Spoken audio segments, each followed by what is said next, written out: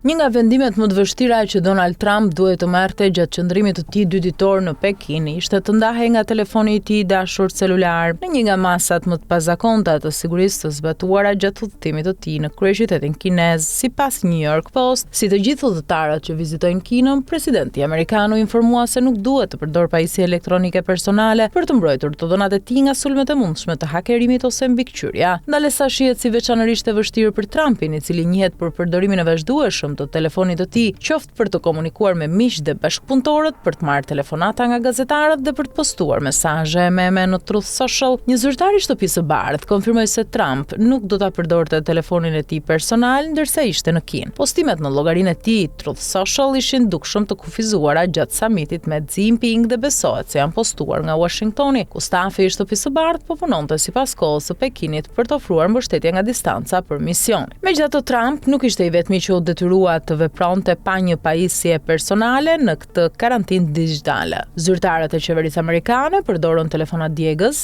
telefona të vegjël dhe të lirë për përdorim afatshkurtër që sigurojnë anonimitet, dhe adresat përkohshme emaili gjatë takimit 2 ditor, si pjesë e masave të sigurisë së Shtëpisë së Bardhë për të mbrojtur informacionin dhe për të siguruar mbarvajtjen e vizitës. Këto pajisje kishin pothuajse të gjitha funksionet dhe aplikacionet thelbësore të hequra, duke vepruar si telefonat pastër me dhëna minimale të ruajtura me qëllim kufizimin e dëmit në rast të një shkelje. Departamenti amerikan i shtetit i ka paralajmëruar prej kohësh amerikanët që udhëtojnë për në Kinë se nuk ka asnjë pritje për privatësi në rrjetet celulare ose rrjetet të tjera në Kinë, duke vënë në dukje se shumë udhëtarë zgjedhin të mbajnë pajisje elektronike pa të dhëna personale. Për zyrtarët e Shtëpisë së Bardhë, pajisjet personale ruheshin në Air Force One në kuti të veçanta që bllokojnë të gjitha llojet e sinjaleve, duke përfshirë GPS, Wi-Fi, Bluetooth e të tjerë. Këto kuti mbrojnë të dhënat e ndjeshme nga sulmet e mundshme kibernetike në distancë. Trump dhe ndihmësit e tij morën pajisjet e tyre personale sapo hipën në avionin presidencial. Në fundit Air Force One konsiderohet territori i SBA-ve, pavarësisht se ku ndodhet, ndërsa avioni vepron si një strukturë sigurie fluturuese me mekanizma shtesë për mbrojtjen e të dhënave.